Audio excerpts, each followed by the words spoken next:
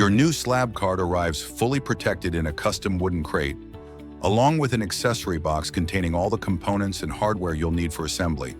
Included are heavy-duty casters, the electric lifters, bracing and clamping system, axis carrier, and axis pin system, along with high-grade fasteners, rechargeable batteries with charger, and the necessary tools required for a secure build. Start by attaching the supplied casters to the lower leg assemblies using the included fasteners. Next, slide the axis carrier into the vertical guide tubes of the lower leg assembly. Then pin the electric lifter to the axis carrier at the upper mounting points using the provided retaining pins.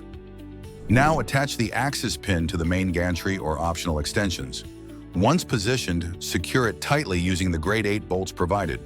Be sure to fully tighten this connection to prevent any movement during operation.